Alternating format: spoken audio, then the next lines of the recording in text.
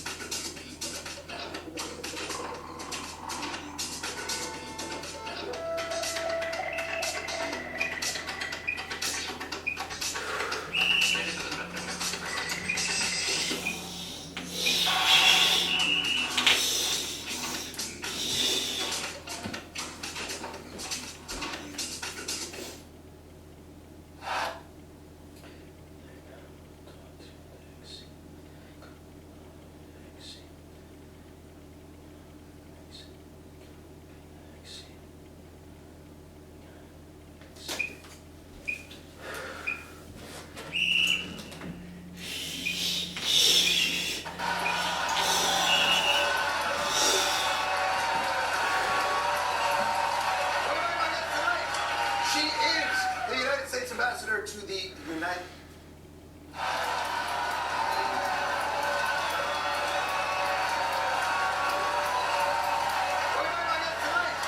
She is the United States Ambassador to the United Nations. Please welcome Ambassador.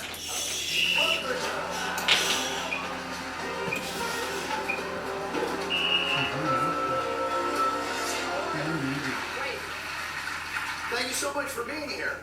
Now you have been everywhere. You just got back, or just recently got back from. Were you in Liberia? Liberia, Guinea, and Sierra Leone. And you were observing the United Nations response, or the U.S. response to Ebola. Correct. Correct.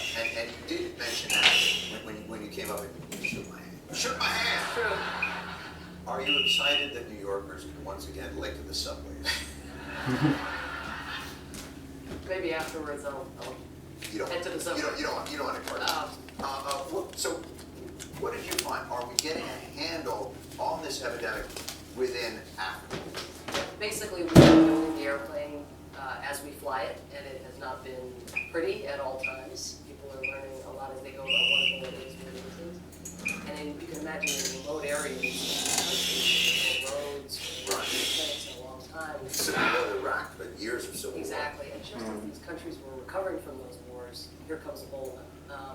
But the response actually has been remarkable, and particularly in the last 2 or 3 weeks, we've started to see the return on the investments that we've been making. So, safe burial, which is a hugely important part of the response, was disastrous. The burial practices that people have. Now, this is because the body becomes incredibly infectious the worse the disease gets. And so if somebody passes away, their body is still, in some ways, active with the disease. Correct. And in the culture, the desire to embrace the body and all kinds of rituals associated with these traditional burial rites were really fueling the spread of the epidemic. The CDC thinks maybe as many as 70% of the infections are coming from unsafe burial.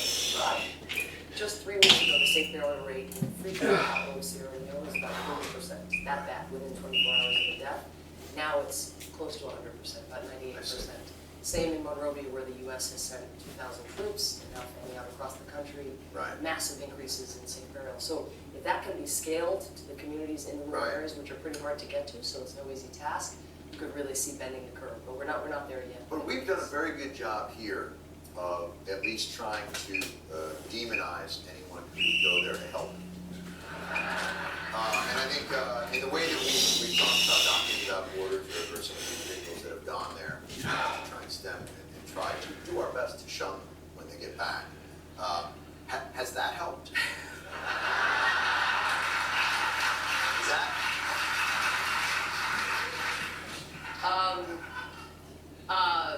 Shunning health workers not atop the CDC list of things to do to cure the epidemic, but what we do need is more doctors. And one of the things that people said to me in the region was how amazing it was to see President Obama hugging Nina Pham, to see the health workers at the White House being heroized as they should be. I mean, to see these people in action, they're wearing these sweltering suits. They can only work for 2 hours at a time. They're in the middle of nowhere. They're away from their families. So why is it? Why 2 hours? Is that because of the heat and the oppression, basically? Okay. I mean, I'm not doing a great job of selling the idea of becoming a health worker, perhaps. So I like what I'm hearing. Yeah. But it is amazing that these people are putting their lives on the line, doing this for 6-week rotations, and there are several hundred health workers who are in the 3 countries now, right now, but the UN estimates that we need about 1,000. And so that will require hospitals and families and communities rallying around the idea of sending our medical practitioners. Does the UN's World Health Organization, do they have access to those kinds of resources, or is that something that has to come from NGOs or other groups on the ground? Do they not have that as part of their infrastructure? There's no standing army of doctors wearing blue helmets just waiting to deploy. Why is that? Is that something that we could propose? I think out of this crisis, there's going to be a lot of learning. Right now we're again still building that airplane and trying to land it, but we will need to establish, I think, rosters of medical practitioners in the event of major outbreaks like this. The great thing is, if there's anything great to be said about this, is that we will have built muscle memory that we never had before. I mean, for the United States to send several hundred health workers over the last who will have experience in dealing with this. Yeah, and then they'll tell their colleagues, again, that it gives them such a great sense of satisfaction. I mean, here I was describing, again, the experience of wearing these suits and being out in the heat and treating these people. I've never met health professionals who described a greater sense of satisfaction. I mean, every doctor loves to heal, but I certainly not something. My insurance network. All right, so we talked about Ebola. We'll come back, and you can talk about how we're fixing ISIS or ISIL or the Daesh or whatever they call the individuals who are taking over, apparently, not just our planet, but the universe. We'll be right back with more from Ambassador Smith.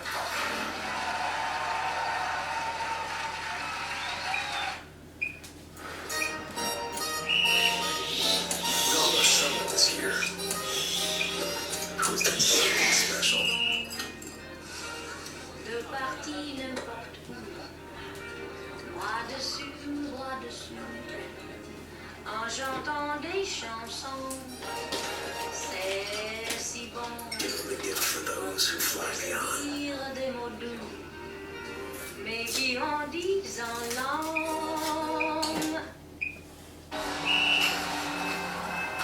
One family with one passion to make a superior product. Bacardi, untamed since 1862.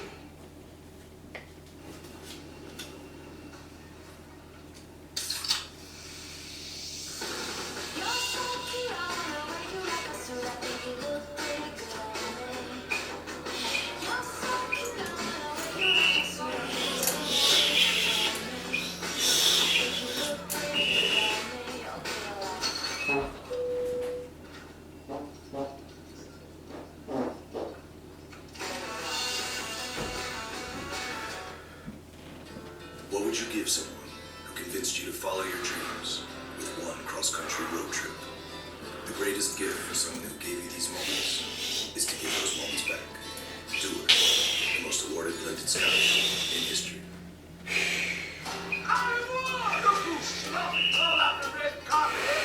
When family gets back together, You're coming to the party, right? What's going on? You lying there in the conference room? Them still is in the conference. These white people don't tell me.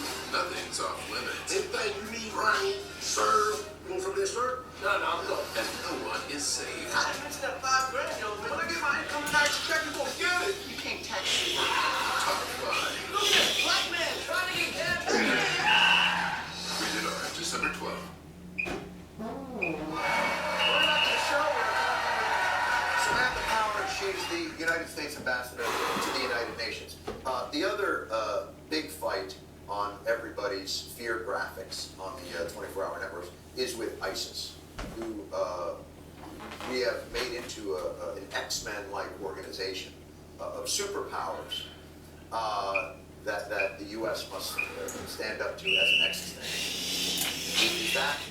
Is that the general consensus over at the United Nations? What's the sense there, and what are the countries there doing about it? There is overwhelming support for this effort, I think for a couple of reasons. One, ISIS is terrifying. They're executing Christians, Yazidis, Shia, Sunni, But major. they're thugs. They're not. They don't have power. They don't even have an air force. Correct, which is helpful. But they have heavy weaponry of a kind we haven't seen a terrorist organization control before. Well, it was ours. Yes, correct. Some. But they also control territory, and just again, if you're in their path, it's terrible. Imagine. So, and Americans will find themselves in the path, and have, in the case, of course, of our two journalists. Right. So they've been very clear that they will keep on their march if they are not stopped, and it takes U.S. leadership to mobilize an international coalition to support the Iraqis to be stopped. Why is that? Because if everybody agrees that this is a threat, why does it take the U.S.? And why do we have to bear the burden of that? And why is it that when the president says this is an existential threat, so, we're on it, go back to watching The Good Wife, the rhetoric doesn't seem to match the reality in some respects. Well, U.S. leadership is critical and has proven critical in mobilizing a coalition that is way bigger than it was when they first stepped forward and declared it a threat. We have Arab coalition partners with the UK, we have the French, with the Danes, with the Belgians. It's a genuine coalition. And it is going to take time to deal with a threat. It is not a conventional threat, but it is also not an option to allow these guys to just hang out and then plot their next move. The other thing about the foreign terrorist fighter piece is the other reason that we have so much backing for what we're doing. I'm going to go the other way, that the rhetoric is this an existential threat. It seems like we would do more than, if you want to say to a country or to the world, this is a threat to the world's existence, but nobody's going to put ground troops in and we're just going to lob some strategic bombs. Seems like a strange I take the point. I think that what we recognize is that it has to be Iraqi and Syria. It's going to have to be Syrian fighters on the ground in ISIL. We have invested an awful lot through our ground presence in Iraq over many, many years, many billions of dollars, and so many lives lost, and we still ended up with ISIL on the back end. So the investment is through the Iraqis, with the international community behind us. That's not good money after bad, though. Is it? What makes us think that the investment of the past 10 years will be different than the investment of the next 10? Well, asking the question the other way, what gives us any confidence that by hanging back, this threat won't metastasize there across the region? Not that meaning, why didn't we bring in, why can't Saudi Arabia, why can't the other nations within there with powerful militaries take care of it? Well, I think we have more support for this effort than we have seen in past efforts, so that's important, and it has to be sustained. There are very delicate, as you know, sectarian dynamics at work, and so maintaining this coalition is an extremely important part of the solution. But I think what is different about this effort is that we recognize going in that it's going to be a multi-year effort. We recognize going in, particularly in light of the fact that the Iraqi forces weren't able to contest this threat when it appeared, how much more work we have to do on the training side. But again, we do have the financial resources coming in, the government stepping up to try to prevent the flow of foreign fighters with greater energy than they sadly brought to bear over the last couple of years. When you hear the government say, well, we're going to send in some more advisors, how many? Well, 3,000. It gets real Vietnam to me. It gets real, we're going to send in 3,000 advisors. That's a lot of advice. I can't help but think, 1,000 advisors, okay. The other 2,000, they're probably troops. Oh, no, when we say advisors, they're advisors. I mean, there are not troops being deployed in that. Shoot that guy. Like that kind of advice? What do they do? What do they advise? Well, The forces have, in certain areas, have dissolved, so part of it is reconstitution. Part of The it Iraqi is forces. the Iraqi forces in particular communities. I mean, they hightailed it out of, major towns in the northern part of Iraq. So reconstituting the forces, but also thinking about different models for decentralized security approaches. The model before was centralized, it was an Iraqi army. Right. And given the loyalties, as they've emerged, they tend to So you're saying become trying to local. find a Sunni sort of awakening within the Anbar province that would then take care of government, like the Federation. As was done before, but what was done before then wasn't complemented by leadership from Baghdad that made those people feel more. Congress, I always understood them to have a role in this. They appear not to want to deal with it. They were on recess when we began the operation. I'm not sure where they are right now. Do they have a role to play? Is that role a helpful role? And how much do you think? Let me answer the first question.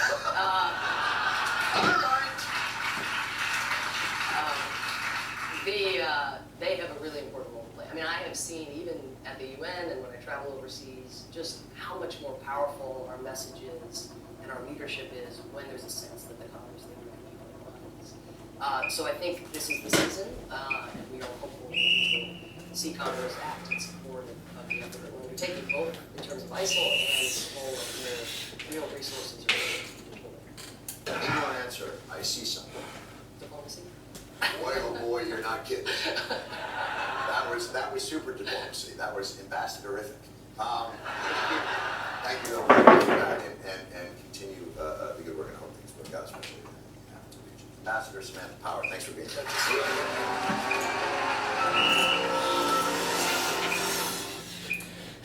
Get more this Christmas at Kmart. Doorbusters start at 6 a.m. on Thanksgiving with assorted board games for $8.99. And Samsung Galaxy 7-inch tablets for only $149.99. Plus, members get $20 back.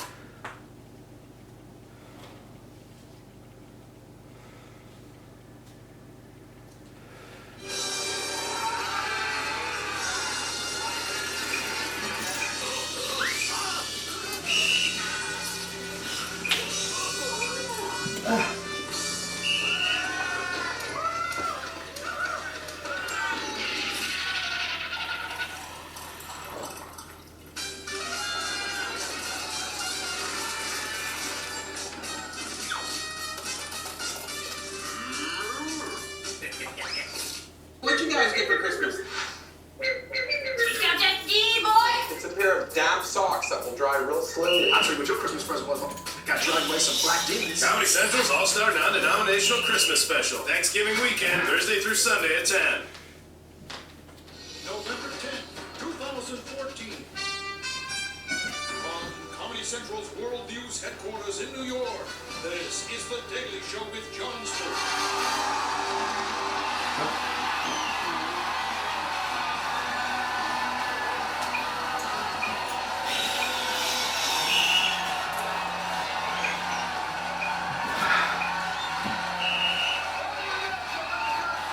Good show tonight. My guest tonight, a young man named Bruce Springsteen, and you know what they're doing right there? They're not saying Bruce, they're saying Frank Caruso, who's the other gentleman who's here tonight. They're going to be talking about the new book. But first, I have unbelievably exciting news. Gentlemen who are wearing sailor suits, you might want to look for the nearest nurse, because it looks like the war on ISIS may be turning for the Allied powers. ISIS leader Abu Bakr al-Baghdadi possibly killed in the latest U.S.-led airstrikes in Iraq. Boom! Literally. Looks like Obama's going to have to break out a new I just killed Baghdadi hallway wall. I recommend something a little more psychedelic, a little more Willy Wonka. It's not important. The important thing is this. The leader of ISIS is dead. Iraqi officials are saying that al-Baghdadi was critically wounded in an airstrike this weekend. Or wounded. He's dead. Or wounded. Not quite dead. But that's not nothing. He's not in hell yet. But he is on the highway.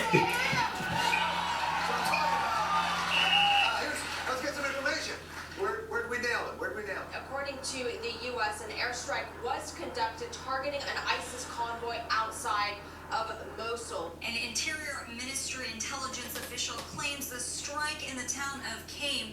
All right, the important thing is, though, we killed or critically injured Baghdadi somewhere in that area. It's still a big mystery to U.S. defense officials whether the leader of ISIS, Abu Bakr al-Baghdadi, was actually in a convoy that was struck Saturday night. How fitting that the United States, in a bombing raid somewhere around Qam or Mosul, has killed or injured the leader of ISIS or some other guy who was maybe just trying to beat the rush hour traffic between Mosul and Qam and had an old ISIS shirt stuck in the newspaper so he could use the HOV lane. It's not exactly front page news, more of a military blind item. How did this story get so murky? Turns out it was a tweet that set off rumors of Baghdadi's injuries. This tweet, this original tweet, was allegedly from the ISIL spokesman. However, that was very quickly denied by other ISIL sources who said that this Twitter account was run by Jordanian intelligence. No, so we think we killed Baghdadi because Jordanian intelligence is catfishing ISIS. That's just great. So for the foreseeable future, we have to assume Baghdadi is both dead and not dead. Paradox known as Schrodinger's terrorist. Look, hopefully this will discourage people, though, now from joining ISIS. Foreigners looking to join ISIS and other militant groups are now traveling by cruise ships to avoid airport security.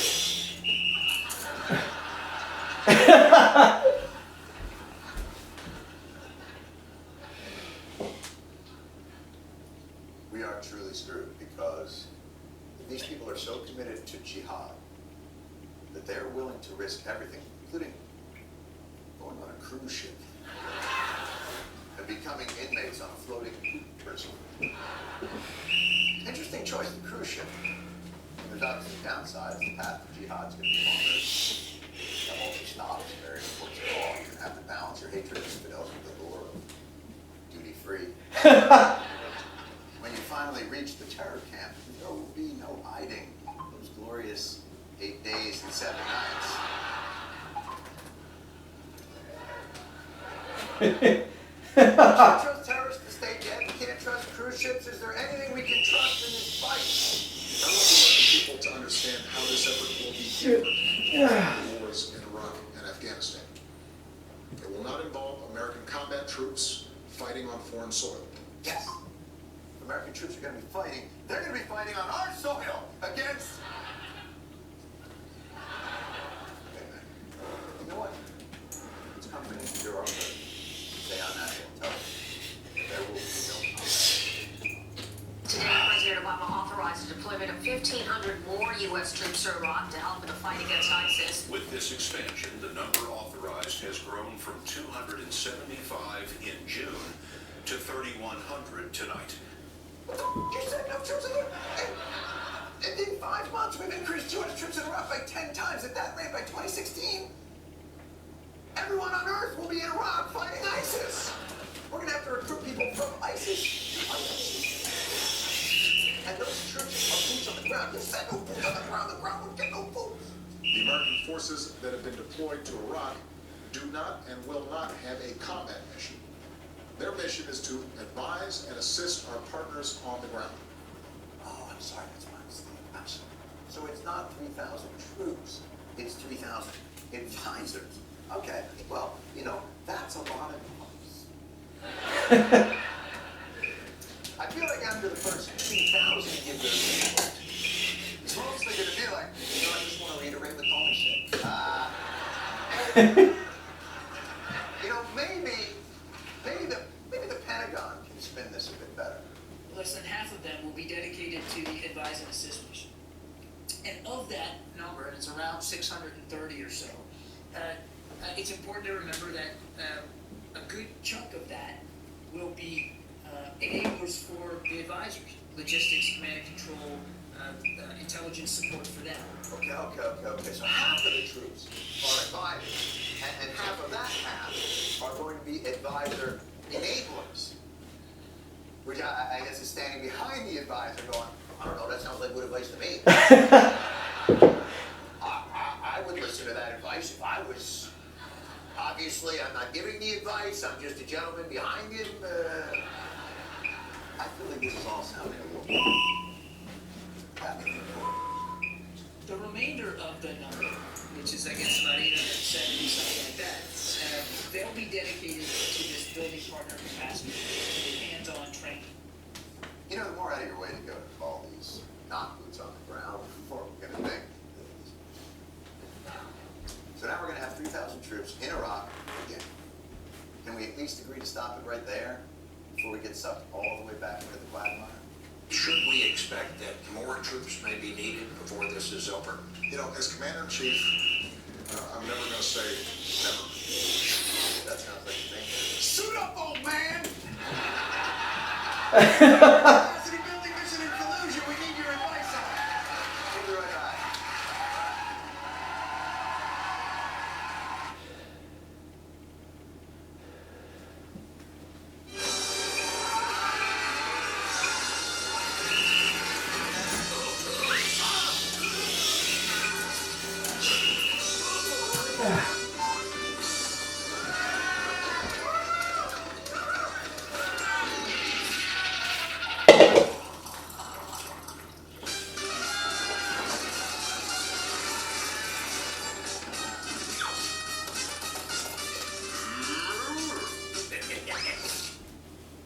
Really? It's not worth it. No worries. I got this.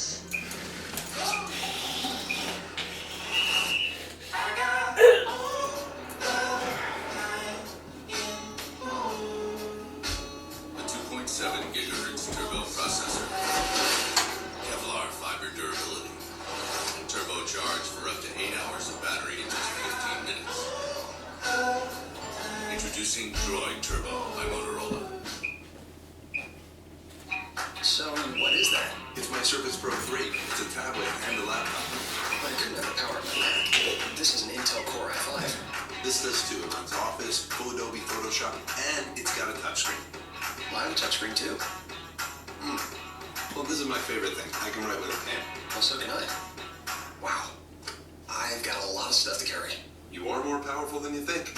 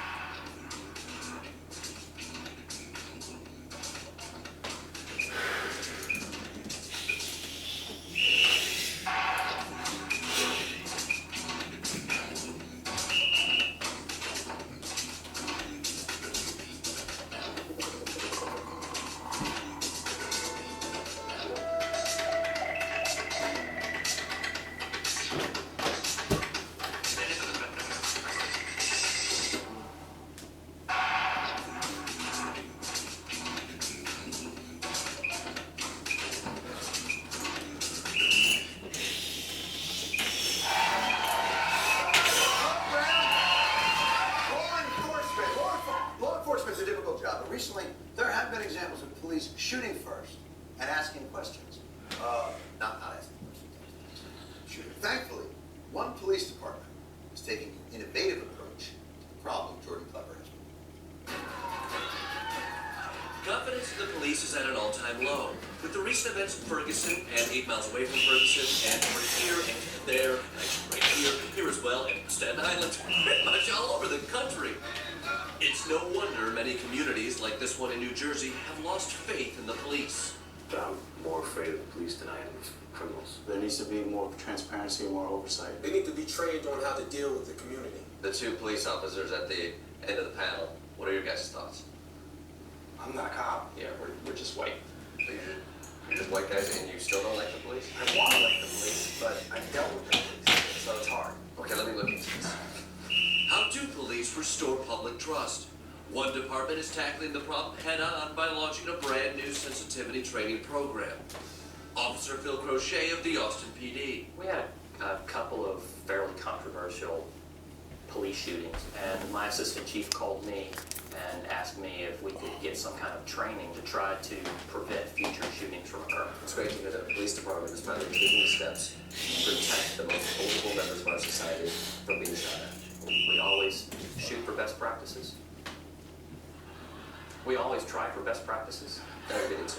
So how do you train officers to be more sensitive and maybe less trigger-happy? I met with program founder Jim Osorio to find out what exactly this training entails. Basically, the program is actually to teach law enforcement officers across the country, and even here in Austin. I want them to try something else other than just pulling their gun and shooting. Shooting should come when? As a last resort. That's why I tell officers use their baton. Stick your baton out there. They're going to bite your baton first. What? Because every animal can bite. Animals are right. Tough term. Well, they're all animals. They're not all animals. I'm talking about dogs. Oh. You're not training police officers to not shoot people. It's to not shoot dogs. Exactly. Oh, I see. Huh. Oh, that's so sad.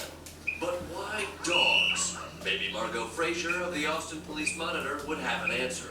There's more reaction when a dog is shot as far as public outcry, as far as calling our office than when it's a human being. Our phone system essentially gets shut down. That's when people start calling. That's when the calls come. How could humans care more about dogs than other human beings? Oh, look at this cutie. He's adorable. Yo, cute, Taco Bell. Who's a cutie? Who's a cutie? Oh, okay, I get it. There's a special emotion that a lot of people have about dogs. Yeah. What is it? They're so cute. That they're wet noses. I like the wet noses. Sounds like you're a dog person. I love dogs. Keep you warm at night. If you put peanut butter on your... They're just very loving. That's why we want to protect them as best we can. What about a cat? If it's someone's family pet, we would certainly not want to shoot it. You can't shoot cats now? Would you shoot a parrot that said, the Austin PD are a bunch of pussies? No, I wouldn't do that. So it sounds like the program's working? It's too early yet for us to tell what the numbers might be. But just the fact that we're making an effort, I think puts us in a better light. What about a sensitivity training program for officers that deals with shooting humans? Yeah, we give officers a lot of training in that regard. The officers are given an assignment to go out and interview people. Normally it's an underserved portion of the community, be it African Americans, lesbian, gay, bisexual. You're telling me if I join the Austin Police Department, I can get paid to observe lesbians? That could be an assignment, yes. How threatening are lesbians on a scale of 0 to sexy? The lesbians are not threatening in and of just the fact that they're lesbians. So hot, right? Yet some people in other communities think training isn't enough. Sensitivity training that they already had is well, it's a systemic problem. So I think that any solution you're going to get is going to come alongside a cultural shift. But cultural shifts take decades. If only there was a quicker way to make people as sympathetic and huggable as dogs. Wait a minute, that's it! Finally, a bulletproof solution for those who might otherwise be targets of police bullets. Keep it safe, doggy style.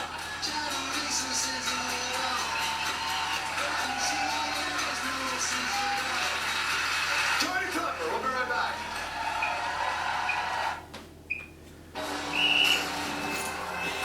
One family with one passion to make a superior rum. Bacardi, untamed since 1862.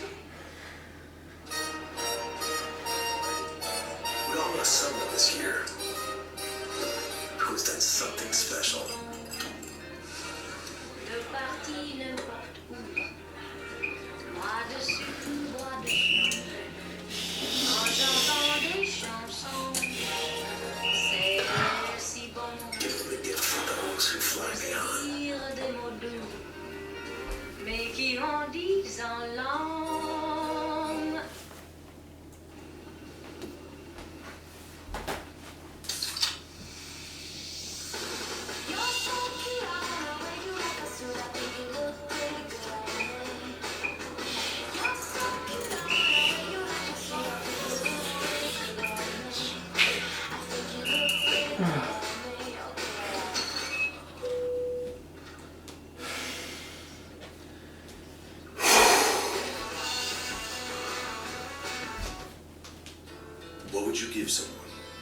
convinced you to follow your dreams with one cross-country road trip. The greatest gift for someone who gave you these moments is to give those moments back. Dewar's, the most awarded blended scotch in history. 3 more days and then we'll be You're coming to the party, right? When family gets back together, Play nice, please. I always play nice. there are no secrets I mentioned that $5 grand, yo. When I get my income tax check, you won't get it. You can't tax Seaboard and no holds barred. Well, from this earth, your black ass is crazy.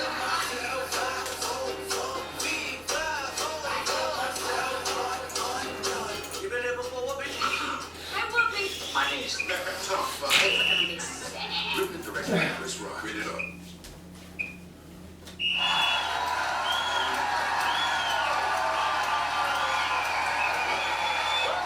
My guests tonight, oh, they got themselves a little book there, came together to co-author what we got here, the new book, Outlaw Pete.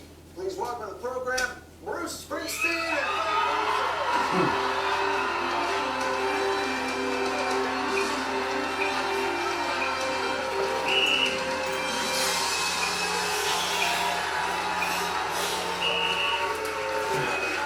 Please have a seat.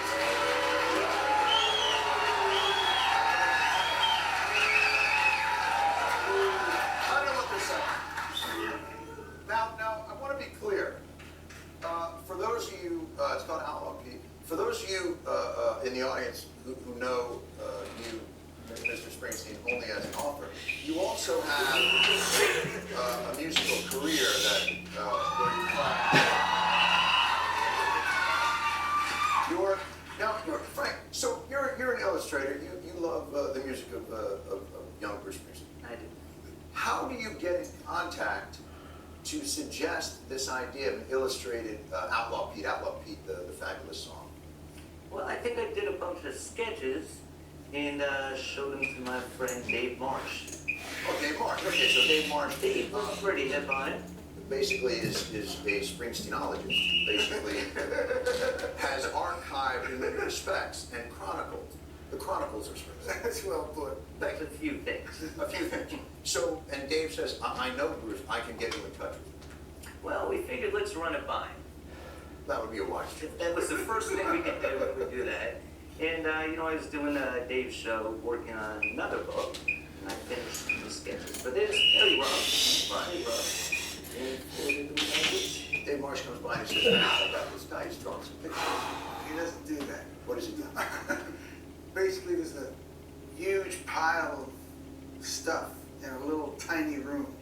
When I come down in the morning, sometimes I wander over to that room. The pile room. The pile room. And I start drifting through whatever's there. So one morning as I was going through it, I came upon Frank's sketches. And it was sent by Dave. And I looked at it and said, these are good. These are good. And I said, well, maybe I'll call him and see what this is. See what this is. How many years after you submitted this to the pile did Mr. Springsteen find his way? Right after Greetings, I think it was. Greetings from Asbury Park, that's right. To be clear to people at home, please do not send these things to Now this is also, I want to show, I don't know if I can get this, can we get this on this there? Chuck, can you get that? Now this is what appears to be a young cowboy wearing a diaper. But I want to be clear, this is not a kid's book. Well, it is a kid's book. We figured if they could take the death of Mustafa, All right. they'd be able to handle what was in this book. Now there is a gentleman in here. There is a gentleman in here who takes what I believe it is to be a knife to the chest. Let's just, that's all right. So, all right. I just want to be clear that when you're reading this at bedtime, and the child says, "Oh, does that come out? Is that?" No, he died, honey. What is this just charts the story of Outlaw? Yes, it's the story of this little baby bank robber. As he 6 months old, already spent 3 months in jail. That's right. As he goes through life, it's kind of an existential fairy tale. We don't like to write down to our audience, so. Exactly. I like it very much. Are we going to see more collaboration? Are we going to see, because you have, let's face fact, there are an awful lot of literary type characters in your songs. There's an awful lot that can be done there. Visually, in terms of books, is this a one-off type operation? What are we dealing with? We only met a little while ago. Do you? I saw it as more of illustrating a character than a song. Oh, that's interesting. You see this more as the story about Love Pete, not the song about Love Pete. Right? It was what the story that Bruce wrote. You know, it wasn't like I combed through the catalog. Right. And it's really Frank's book. I outside of looking at the drawings.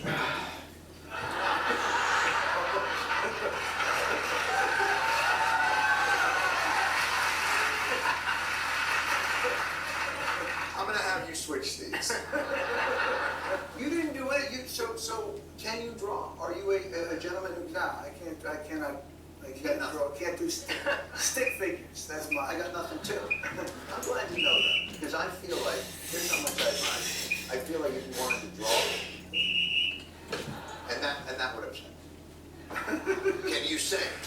No. You are a perfect match. Now this, the thing about what's always interesting is I see your music. You start out with Alipay, you starts out a baby and grows to be a man. I see your whole catalog as sort of cataloging that journey.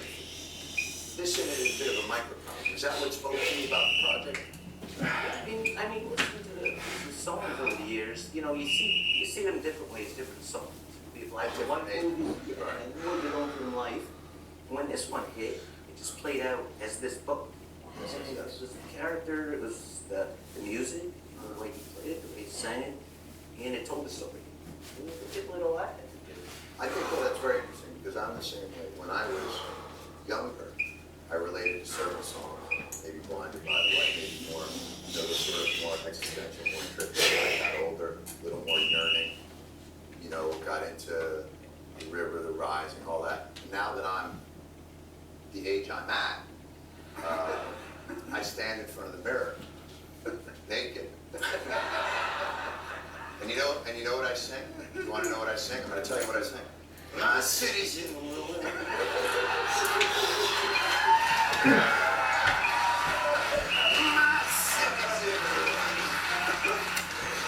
I love, and the drawing, it's a lot of different styles. That's what I like about the illustrations. There are many different styles of it, which I thought was interesting. The song, the children's character grows up. Right. And the drawings as the well. The mood, the feeling, the colors. It's all in the music. It's all in the music. Very nice. And you didn't do anything. I just catalog all the terrible things. Still get the hat. 50% for the year. We did some colors. She's running a racket. I love Pete's on the bookshelf now. Go get it. Just bring some.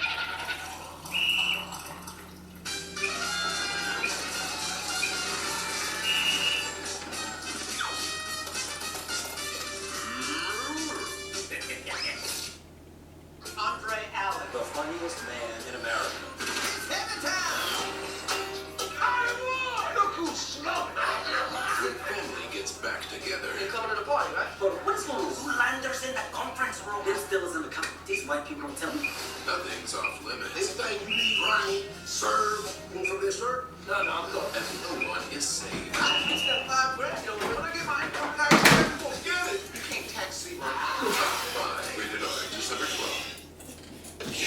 Jack Link's Jerky presents Hangry Moments. So that's the vendor request form. We've got a few changes from last year.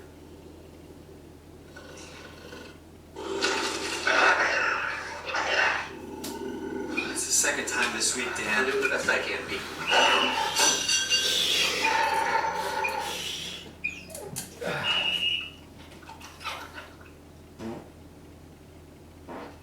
Jack Link's Jerky, the protein-packed way to feed your wild side. Get 6 a.m. Get up to 90% off engagement rings. Plus this 32-inch RCA TV for $179.99. And members get $40 back in points. Kmart, members always get more. 15 minutes could save you 15% or more on car insurance. Everybody knows that. Did you know there is an oldest trick in the book? Trick number one. Look us over there. Ha-ha! Made us now look. Geico. Yes. That's our show. First one, 9/11. Here it is. What moment is that? 25 grams of marijuana looked like. That's about it. And so not a large amount. And the number of joints, if you will, that can be made from that amount varies significantly depending on how much they put in each joint.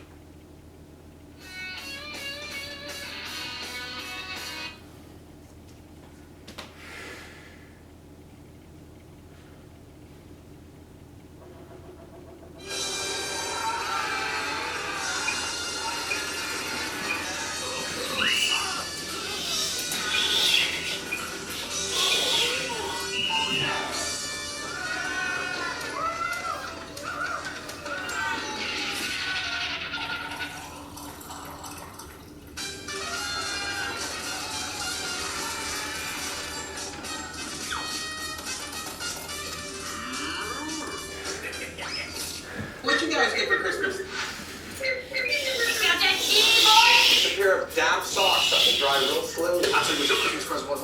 Got dragged away some black demons. Comedy Central's All-Star Non-Denominational Christmas Special. Thanksgiving weekend, Thursday through Sunday at 10. November 6th, 2014.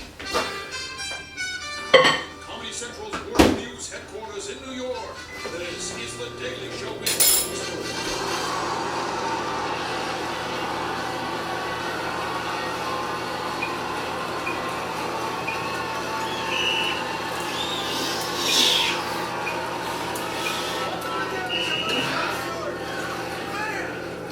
Man, do we have a shirt up? I guess journalist James Rising, he's spilling the beans on national. I hope he's on the show tonight. They could be dragging him away right now. I don't know. We saw him in the green room, but no, the security's not back. First, Tuesday night, the Democrats got taken out back and Old Yeller by the American electorate.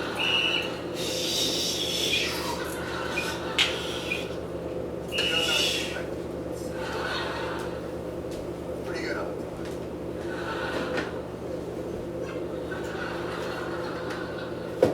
There was a major repudiation of the president's reports and spent election night in his sweatpants, drowning in sorrows, in Pine Forest Water.